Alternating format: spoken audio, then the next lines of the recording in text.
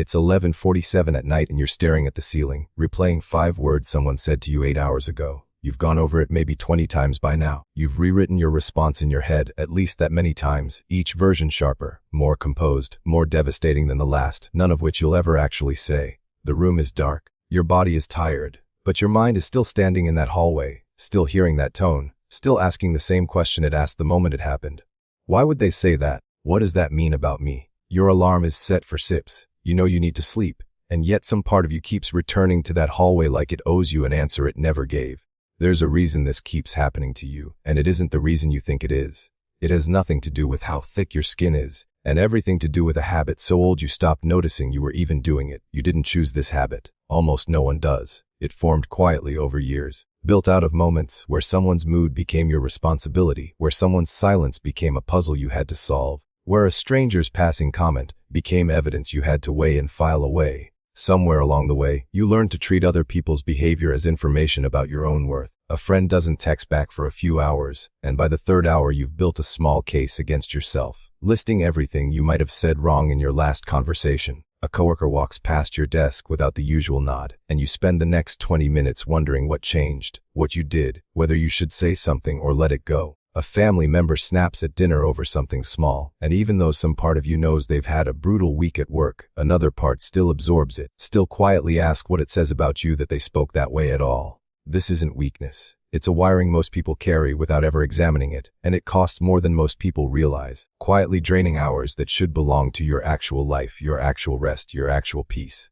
Think about how much of your energy over the years has gone toward decoding other people. The pause before hitting send on a message, wondering if it sounds needy. The mental replay of a phone call, searching for the exact word that might have shifted someone's tone. The quiet vigilance at family gatherings, tracking who seems a little cooler than usual, who didn't laugh at your joke, who left the room a beat too quickly. None of this is dramatic enough to ever mention out loud to anyone. It doesn't look like a crisis from the outside, but add it up across a year, across a decade, and it becomes one of the largest hidden taxes on a person's peace of mind, paid quietly, paid daily, almost never noticed for what it actually is. Picture an ordinary Tuesday. You send a message to someone you care about, nothing dramatic, just a normal check-in, and the reply doesn't come for hours. In that gap, your mind doesn't sit still. It builds a small courtroom, appoints itself both prosecutor and defendant, and starts running through possible verdicts. Did I say something wrong? Are they upset with me? Am I being too much, too needy, too distant, too something? By the time the reply finally arrives, friendly, ordinary, completely unremarkable, you've already spent an entire afternoon on trial for a crime that never existed. This is what taking things personally actually costs you. Not the moment itself, which usually passes in seconds, but the hours your mind spends afterward, relitigating a case that was closed before it ever opened. Or picture a Monday morning meeting. Your manager reviews your work in a clipped, distracted tone, offers none of the usual warmth, and moves on to the next item before you've fully processed what happened. For the rest of the day, you carry that tone with you like a stone in your pocket. You replay the meeting during lunch. You wonder driving home whether you're about to lose the project or worse. And then, 3 days later, you find out your manager's parent had been hospitalized that same morning. That the clipped tone had nothing to do with your work at all. That you spent an entire week auditioning for a role in a story that was never actually about you. This happens more often than any of us like to admit, and it happens precisely because we're wired to fill silence with explanations, and the explanation closest at hand is always ourselves. Here is the shift that changes everything, and it's simpler than it sounds. Even though living it takes real practice, you are almost never the reason for what someone else does. Their tone, their silence, their sharpness, their coldness, these are usually not verdicts on you, they are weather reports on them. A person who is anxious will often sound clipped with everyone, not just you. A person who is overwhelmed will often go quiet with everyone, not just you. What looks like a message addressed to you personally is frequently just a person's internal storm spilling over, and you happen to be standing nearby when it did, the way anyone might be standing nearby when rain starts falling. Once you actually absorb this, not as a nice idea you nod along to, but as a working principle you return to again and again, something loosens in your chest that's been tight for longer than you realized. This doesn't mean other people never do anything wrong, and it doesn't mean you should stop noticing when someone genuinely treats you poorly. It means separating two questions that your mind has been quietly merging into one for years. What did this person actually do, and what does it mean about me? The first question is often answerable with real clarity. The second question, more often than not, has no honest answer at all, because it was never really a question about them to begin with. It was a question about your own sense of security, dressed up to look like it was about someone else's behavior. The Stoics built an entire way of living around a version of this same insight, and their reasoning still holds up remarkably well 2,000 years later. Epictetus, who had been born into slavery before eventually becoming one of the most respected teachers in Rome, taught that our disturbance never comes from what happens to us, but from the judgment we immediately attach to it.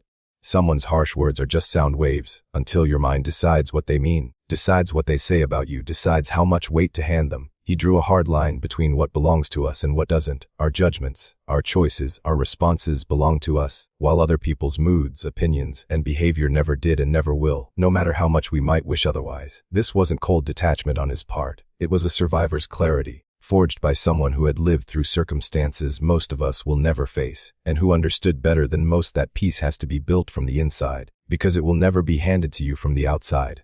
Marcus Aurelius, ruling an empire under constant pressure, wrote private reminders to himself that read almost like this exact conversation. Notes never meant for publication, meant only to talk himself down from the same spirals you and I fall into. He reminded himself that when someone acts wrongly toward you, the fault and the confusion belong to them, something for them to sit with, not something for you to inherit and carry on their behalf. He wasn't writing that to sound wise for future readers centuries later. He was writing it at 2 a.m, exhausted, surrounded by war and betrayal and the ordinary pettiness of court politics, trying to talk himself out of taking the bait one more time.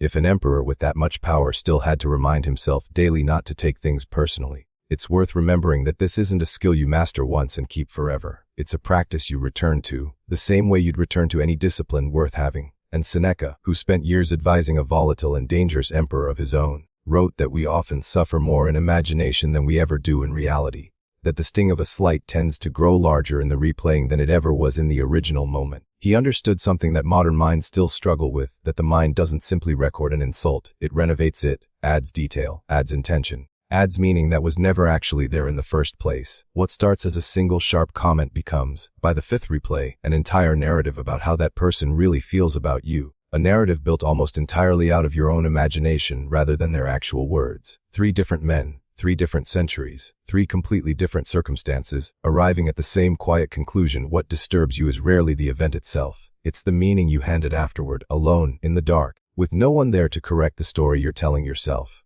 A version of this same understanding appears far outside Rome as well, in the Buddhist teaching of the second arrow. The idea is simple to state and hard to live. The first arrow is whatever actually happens to you, the sharp comment, the cold shoulder, the unanswered message, and that arrow, on its own, causes a certain amount of pain that's real and unavoidable. But the second arrow is the one we shoot ourselves, the story we build on top of the event, the hours we spend interpreting it, defending against it, replaying it, and that second arrow, the teaching goes, causes far more suffering than the first one ever did.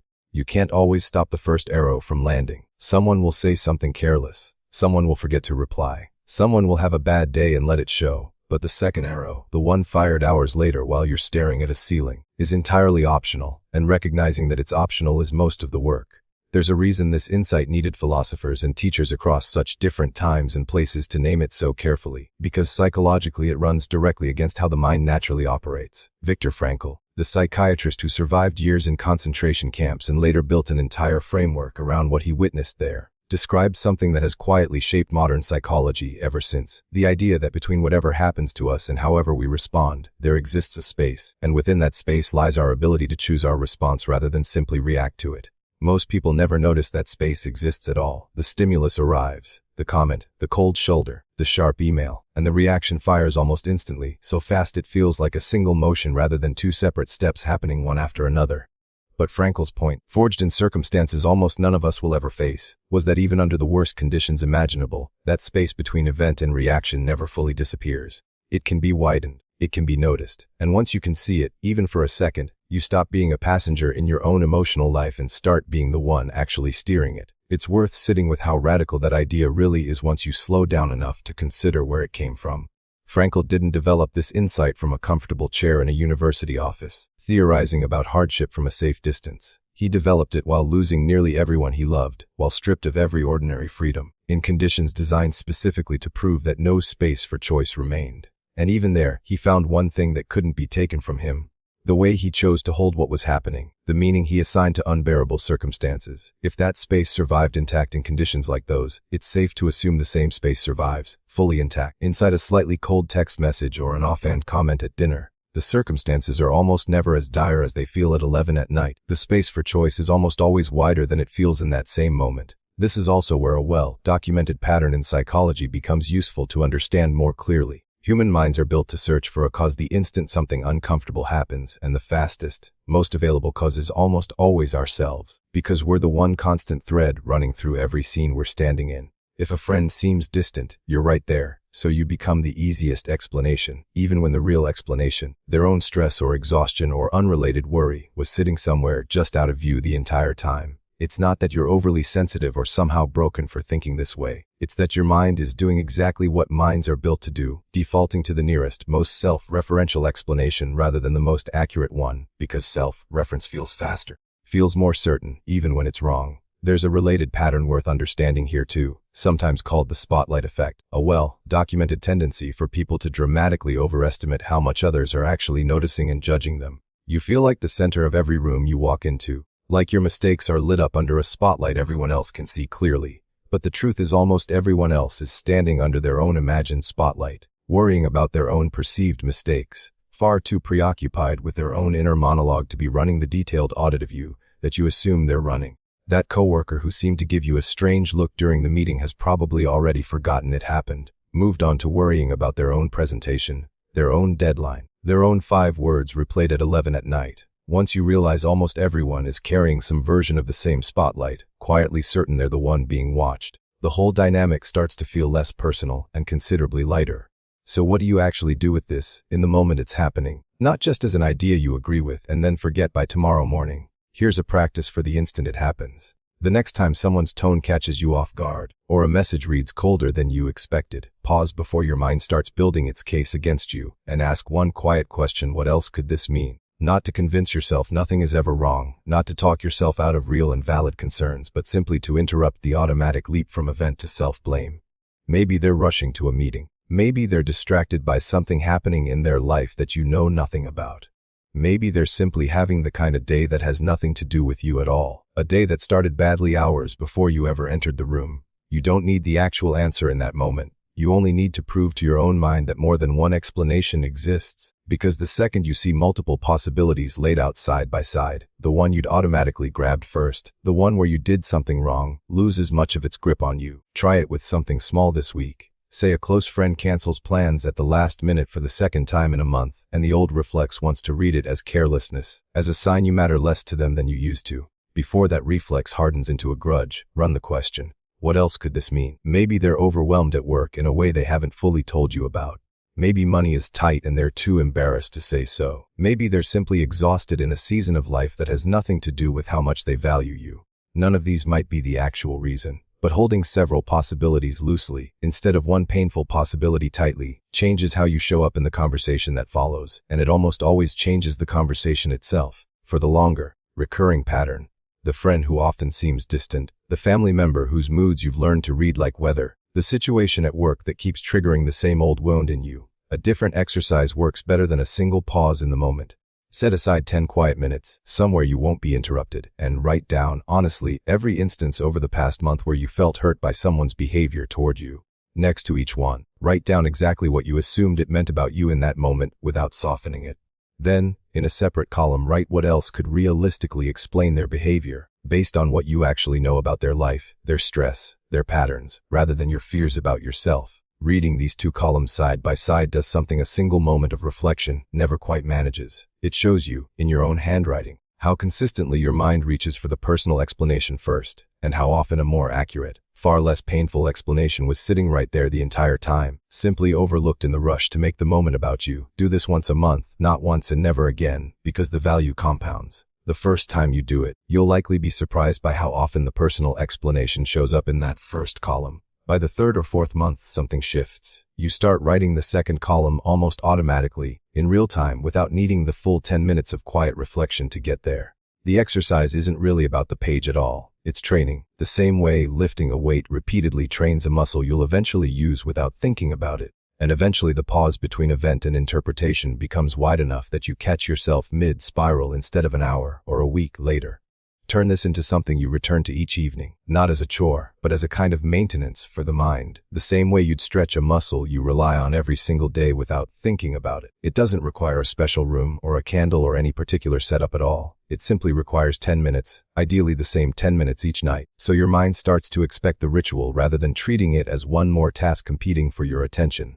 Some people find it easiest right after brushing their teeth. Others prefer sitting on the edge of the bed just before the lights go off. And the specific timing matters far less than the consistency of returning to it night after night, even on the nights when nothing particularly painful happened that day. Before sleep, sit somewhere quiet for a few minutes and walk slowly through 4 honest questions. What moment today did I take personally that probably had nothing to do with me at all? What did I assume about someone's intentions without any real evidence to support it? Where did I hand my peace over to someone else's mood without even noticing I was doing it?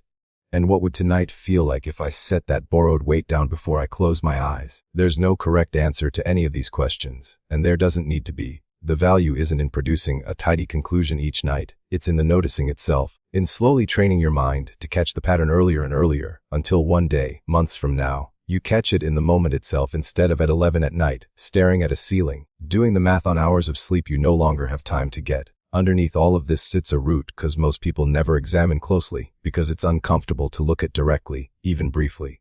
Taking things personally isn't really about the other person at all, not fundamentally. It's about a part of you that's still looking for confirmation that you're enough, still quietly scanning every interaction for proof one way or the other, still treating other people's approval like a verdict on your worth rather than simply their opinion, formed entirely by their own history, their own limitations, their own difficult day. This isn't a flaw unique to you, some personal failing to be ashamed of. It's close to universal, quietly present in nearly everyone who has ever laid awake overthinking a 5-word text message from someone they care about. But naming it changes its grip on you almost immediately. Once you can see that the sting isn't really about what they said, but about an old, unmet need for reassurance still living somewhere inside you, you stop trying to extract that reassurance from other people's shifting moods, because you finally understand it was never theirs to give you in the first place, and never will be. For many people, this pattern traces back further than any single relationship, back to childhood environments where love or approval felt conditional, where a parent's mood determined whether the house felt safe that evening, where reading a room accurately wasn't a personality quirk but a survival skill. If you grew up learning to monitor someone else's face for signs of danger, it makes complete sense that you'd carry that same vigilance into adulthood, scanning coworkers, partners, and friends for signs of displeasure the same way you once scanned a parent. This isn't something to fix in a single evening, and it doesn't need to be. It only needs to be seen clearly, because a habit that was once necessary for survival can be gently retired once you're no longer living in the conditions that required it. There's a misconception worth clearing up here, because people often hear the phrase, "Don't take it personally," and quietly translate it in their head into, "Stop caring," or "Build a wall around yourself." That's not what this is, and it's worth being precise about the difference. Not taking things personally doesn't mean becoming numb, distant, or unreachable to the people around you. It doesn't mean pretending you have no feelings, or refusing to notice when someone has genuinely wronged you in a way that deserves a real conversation. There's a meaningful difference between protecting your peace and shutting people out entirely, and the two get confused far too often. A person who has actually mastered this isn't cold or guarded. They're simply no longer at the mercy of every mood that happens to walk past them on any given day. They can still feel deeply, still love fully, still notice clearly when something is genuinely wrong and needs addressing. But they've stopped confusing other people's passing weather with their own permanent worth, and that distinction, small as it sounds, changes almost everything about how a day actually feels. Picture 2 versions of the same person receiving the same blunt email from a client. The first version reads it, feels the sting, decides the client secretly dislikes them, and spends the next hour drafting a defensive reply while quietly resenting the account. The second version reads it, feels the same initial sting, but doesn't confuse the tone of the email with a verdict on their competence. If something in the email actually needs addressing, they address it directly and honestly. If it was simply a rushed, poorly worded message from someone having a hard week, they let it pass without carrying it into the rest of their afternoon. Both versions of this person still care about their work, still care about the relationship, still notice when a real problem exists. The difference isn't how much they feel, it's what they do with the feeling once it arrives, and whether they let a single sharp sentence rewrite the story of their entire day. None of this lives only in the mind, either, and it's worth paying attention to where it settles in the body. Your shoulders, your jaw, your stomach carry the weight of taken, personally moments whether you consciously notice it or not.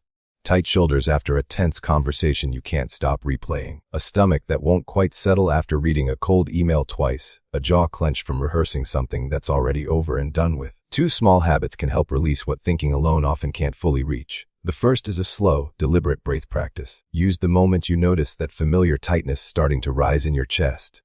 In through the nose for a count of 4, holding briefly at the top, out through the mouth for a count of 6, repeated 3 or 4 times, long enough to signal to your body that whatever threat it sensed has already passed, even before your mind has fully agreed to believe it. The second is movement, specifically a short walk taken without your phone in hand, ideally outside if the weather allows it, where the simple, steady rhythm of your own footsteps gives your nervous system something reliable to follow instead of the anxious loop it was just caught inside. Neither of these habits fixes the underlying pattern by itself, and neither claims to, but together, they create the physical space your mind needs in order to actually use everything else you're practicing here. There's a reason these 2 particular habits matter more than they might seem to at first glance. When you're caught in the middle of taking something personally, your body has usually already shifted into a mild version of alarm before your thinking mind has even caught up, and no amount of reasoning works particularly well while your body still believes it's under threat. The slow breath tells your nervous system, in a language older than words, that you're safe right now, in this exact moment, regardless of what happened earlier.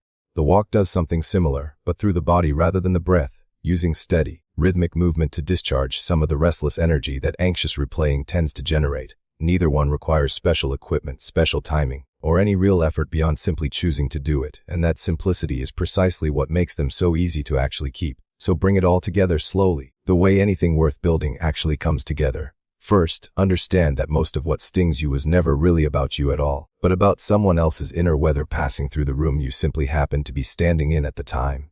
Then, remember that the space between what happens and how you respond is always wider than it feels in the heat of the moment, and that space, however narrow it seems, is where your actual power lives and has always lived. Next, practice catching it early. The pause, the second question, the honest evening review, not as one time fixes you perform once and forget, but as habits you return to again and again, slowly rewiring the reflex itself over weeks and months rather than overnight. Finally, hold on to the distinction between protecting your peace and shutting the world out entirely, because the goal here was never to feel less. The goal was only ever to stop mistaking other people's moods for the truth about who you actually are.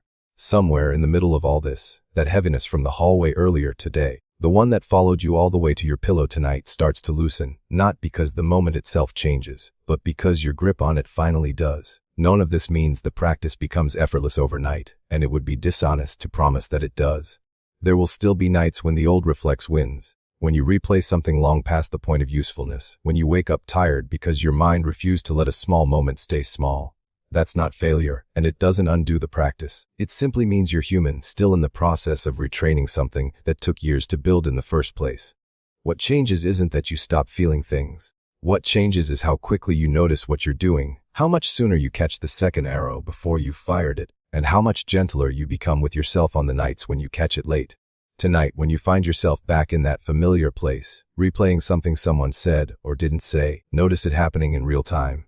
Notice the old reflex reaching for blame that was never really yours to carry in the first place. And instead of following it down the same tired path you've walked 100 times before, try asking the question that actually changes something. Not what's wrong with me, but what don't I know about them, about their day, about the storm they might be quietly walking through that has nothing to do with you at all. Let that be enough for tonight. Let your ceiling stay just a ceiling, and let sleep come without the weight of a verdict that was never really yours to hold in the first place. Tomorrow, someone will probably say something that stings, or fail to say something you were hoping for, and the old reflex will rise up out of habit, the way it always does. You don't need to defeat it permanently. You only need to catch it a little sooner than you did today. Ask one honest question instead of accepting the first painful story your mind offers you, and let that be the whole practice for now. That's not a small thing. It's the entire discipline, repeated quietly, one evening at a time, for as long as it takes to become simply how you live. You were never as responsible for other people's storms as you believed you were. You were only ever responsible for whether you let the rain in. If this found you at the right moment, there's another video waiting that goes even deeper into this same quiet work, the kind of work that doesn't happen all at once, but shows up slowly, in how much lighter your evenings start to feel over time. Take what served you tonight, leave the rest behind without guilt, and carry a little more peace into tomorrow than you carried into today.